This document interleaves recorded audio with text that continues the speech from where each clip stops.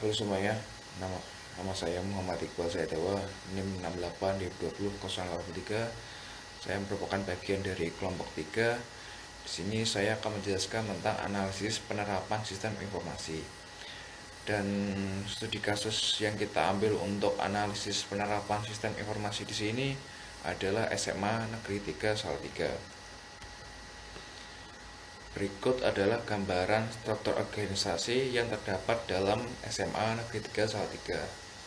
Di sini terdapat bagian kepala sekolah, wakil kepala sekolah bagian kesiswaan, wakil kepala sekolah bagian kurikulum, wakil kepala sekolah bagian sarpras, dan wakil kepala sekolah bagian humas. Selain itu, terdapat kepala perpus, kepala lab, koordinator TU, dan koordinator BK. Selain itu, terdapat wali kelas dengan terdapat jurusan masing-masing seperti IPA, IPS, bahasa, dan guru mata pelajaran seperti guru matematika, guru sejarah, guru bahasa Indonesia, guru pendidikan agama Islam, guru PPKN, guru fisika, guru sosiologi, guru bahasa Inggris, guru pendidikan agama Kristen, guru BK, guru kimia, guru geografi, guru bahasa Jawa, guru pendidikan agama Katolik, guru TI, guru biologi, guru antropologi, guru bahasa Jepang, guru ekonomi atau akuntansi, dan guru bahasa Jerman.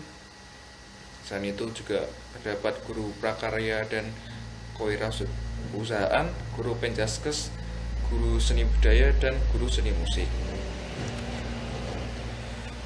Selanjutnya adalah job description.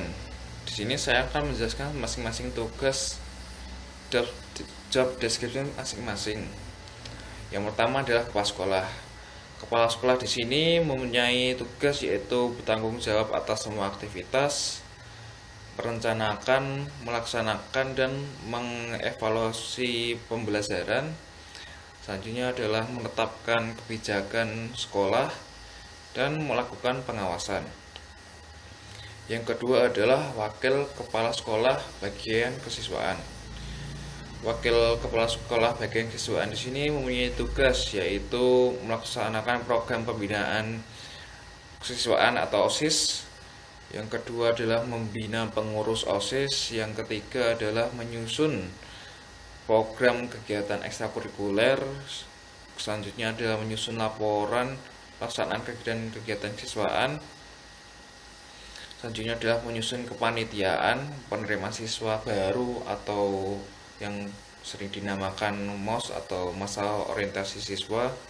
Selanjutnya adalah menyusun dan mengusulkan anggaran kegiatan dan melaporkan kegiatan kepada kepala sekolah. Dan di sini nomor 3 adalah wakil kepala sekolah bagian kurikulum. Wakil kepala sekolah bagian kurikulum mempunyai tugas yaitu menyusun program, mengatur pelaksanaan dan evaluasi pembelajaran. Selanjutnya adalah menyusun bagian tugas guru dan jadwal pelajaran. Yang ketiga adalah menyusun jadwal pelajaran, pelaksanaan ujian atau ulangan tengah semester, ujian akhir semester, ujian ulangan kenaikan kelas, ujian akhir kelas, dan ujian nasional. Selanjutnya adalah menyusun anggaran kegiatan, menerapkan kriteria penyertaan naik atau tidak naik kelas atau kriteria kelulusan. Selanjutnya adalah mengatur penerimaan buku laporan penilaian hasil belajar dan ijazah, menyusun administrasi guru, mengkoordinasi penyusunan dan revisi kurikulum, dan melaporkan kegiatan kepada kepala sekolah. Yang keempat adalah wakil kepala sekolah bagian sarpras. Wakil kepala sekolah bagian sarpras di sini mempunyai tugas yaitu menyusun rencana kebutuhan sarana dan prasarana sekolah. Kedua adalah menyusun program dan mengkoordinasi pemeliharaan inventaris sekolah. Yang ketiga adalah menyusun dan mengusulkan anggaran. Keempat adalah mengkoordinasi pendayagunaan sarana dan prasarana sekolah. Selanjutnya menyusun laporan pelaksanaan urusan sarana dan prasarana, Dan yang terakhir adalah melaporkan kegiatan kepada kepala sekolah. Selanjutnya adalah yang kelima, wakil kepala sekolah bagian humas. Wakil kepala sekolah bagian humas di sini mempunyai tugas yang pertama yaitu merencanakan, melaksanakan, dan mengevaluasi pengembangan kerjasama dengan pemerintah, masyarakat, dan lainnya. Yang kedua adalah menyusun dan mengusulkan anggaran. Yang ketiga adalah membina hubungan antar sekolah. Keempat, menyusun laporan pelaksanaan hubungan kerjasama. Dan yang terakhir adalah melaporkan kegiatan kepada kepala sekolah. Yang keenam, kepala perpustakaan. Kepala perpustakaan di sini mempunyai tugas yang pertama yaitu merencanakan pengadaan buku dan bahan pustaka. Kedua adalah merencanakan pengembangan perpustakaan. Yang ketiga, melakukan pemeliharaan dan perbaikan buku. Yang keempat, melakukan inventarisasi dan administrasi buku. Dan yang terakhir adalah menyusun laporan pelaksanaan kegiatan perpustakaan. Selanjutnya nomor 7 adalah kepala laporan. Kepala laporan di sini mempunyai tugas yang pertama yaitu merencanakan pengadaan alat dan bahan laboratorium. Kedua adalah menyusun jadwal dan tata tertib penggunaan laboratorium. Yang ketiga adalah melakukan pemeliharaan dan perbaikan alat-alat laboratorium. Selanjutnya adalah melakukan inventarisasi dan administrasi alat-alat laboratorium dan menyusun laporan pelaksanaan kegiatan laboratorium. Yang kedelapan, koordinator tata usaha. Koordinator tata usaha di sini mempunyai tugas yang pertama yaitu menyusun program kerja tanpa usaha. Kedua adalah mengelola administrasi sekolah. Yang ketiga adalah mengelola data sekolah. Yang keempat, mengelola dan mengarsipkan surat dan menyusun laporan pelaksanaan kegiatan. 9. Koordinator bimbingan konseling. Koordinator bimbingan konseling di sini mempunyai tugas yaitu menyusun program bimbingan konseling atau BK, atau selanjutnya ada memberikan layanan dan bimbingan kepada siswa. Ketiga, menyusun laporan pelaksanaan kegiatan bimbingan dan konseling. Selanjutnya adalah wali kelas. Wali kelas mempunyai tugas yang pertama yaitu mengelola kelas, menyusun daftar hadir siswa. Yang ketiga adalah membuat catatan khusus tentang siswa.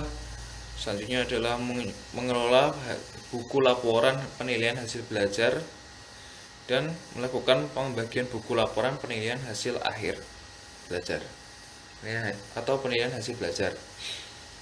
Dan nomor 11 adalah guru mata pelajaran. Guru mata pelajaran di sini mempunyai tugas yang pertama yaitu melaksanakan kegiatan pembelajaran. Kedua adalah melaksanakan kegiatan penilaian proses belajar dan ujian atau ulangan. Dan yang ketiga adalah mengelola daftar nilai siswa. Profil organisasi bidang usaha atau lingkup kerja. SMA Negeri 3 Salatiga memiliki bidang usaha yang bertujuan untuk membangun peserta didik yang berprestasi dan memiliki budi pekerti yang baik dan mampu bersaing, yaitu yang pertama adalah bagian kurikulum, kedua bagian siswaan, ketiga bagian sarpras atau sarana prasarana, keempat bagian perpustakaan, kelima adalah bagian tata usaha, dan keenam adalah bagian bimbingan konseling.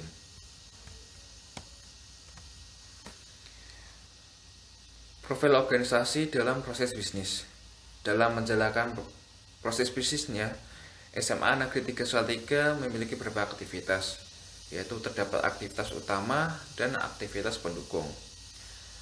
Aktivitas utama meliputi kegiatan penerimaan siswa peserta didik baru, kegiatan belajar mengajar, evaluasi pembelajaran dan kelulusan, dan serta layanan informasi. Sedangkan aktivitas pendukungnya meliputi manajemen administrasi, manajemen keuangan, manajemen sumber daya manusia, manajemen sarana dan prasarana, dan manajemen perpustakaan dan manajemen teknologi. Dan selanjutnya visi misi akan dibahas oleh Muhammad Alifian Rafsanjani. Terima kasih.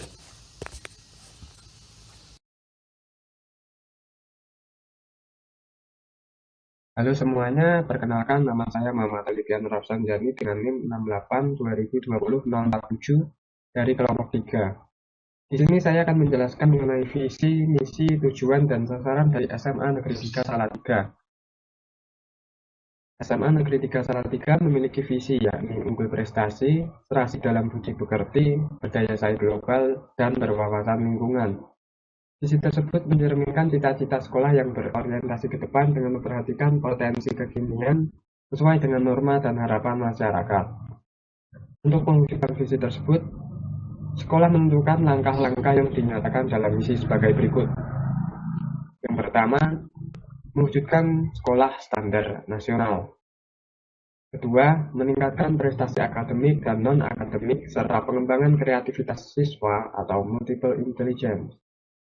Yang ketiga, melakukan inovasi dalam proses pembelajaran. Yang keempat, meningkatkan profesionalisme pendidik dan ketenaga pendidikan. Yang kelima, meningkatkan kemampuan berbahasa asing.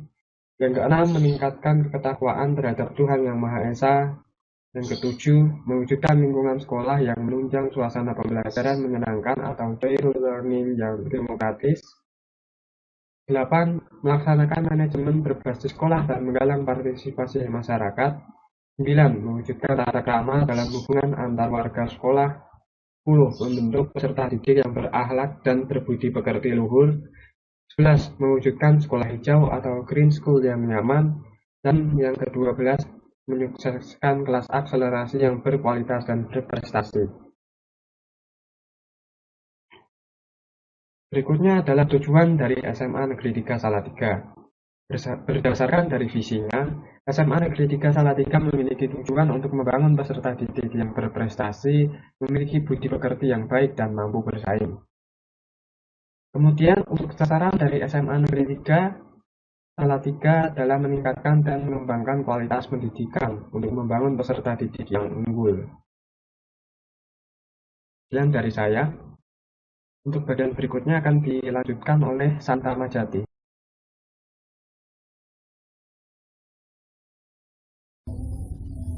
Saya Santa Majati dengan NIM 6820200148. Saya akan melanjutkan presentasi dari kelompok 3 terkait analisis kondisi sistem informasi atau teknologi informasi yang digunakan SMA Negeri 3 Salatiga saat ini. Untuk menganalisis proses bisnis yang digunakan oleh SMA Negeri 3 Salatiga saat ini, kami menggunakan analisis value chain. Analisis value chain merupakan suatu metode analisis untuk menggambarkan seluruh aktivitas dalam suatu perusahaan atau organisasi dalam menjalankan proses bisnisnya. Dalam value chain, seluruh aktivitas yang telah dianalisis dikelompokkan menjadi dua, yaitu menjadi aktivitas utama dan aktivitas pendukung. Gambar berikut ini merupakan analisis value chain terhadap proses bisnis SMA Negeri 3 Salatiga.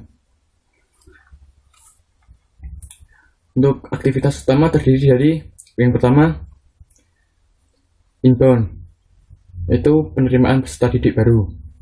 Aktivitas ini merupakan aktivitas utama sebagai awal dalam menjalankan proses bisnis. Kedua, operations, yaitu kegiatan belajar mengajar.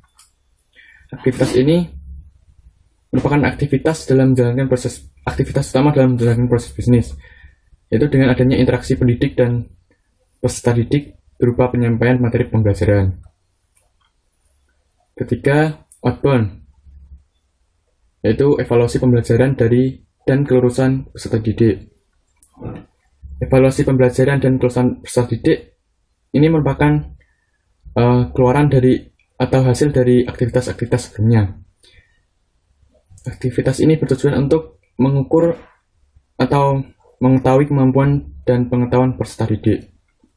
Yang keempat, marketing, yaitu promosi dan lomba. Aktivitas ini merupakan aktivitas untuk memperkenalkan SMA Negeri 3 kepada masyarakat luas. Yang kelima, service, berupa layanan informasi sekolah. Selanjutnya yang aktivitas pendukung. Yang pertama meliputi administration, yaitu pengelolaan administrasi dan pengelolaan keuangan di SMA Negeri 3 Salatiga. Kedua, Human Resource. Aktivitas ini merupakan pengelolaan terkait pelaku bisnis yang terdapat di SMA Negeri 3 Salatiga. Itu meliputi guru, karyawan, dan peserta didik. Kemudian teknologi development. Aktivitas ini merupakan aktivitas yang bertujuan untuk mengelola dan mengembangkan teknologi yang digunakan di SMA Negeri 3. Kemudian keempat, procurement. Aktivitas ini merupakan pengelolaan terkait sarana dan prasarana yang dapat digunakan oleh peserta didik. Sekian presentasi dari kelompok kami. Apabila ada kesalahan, kami mohon maaf. Terima kasih.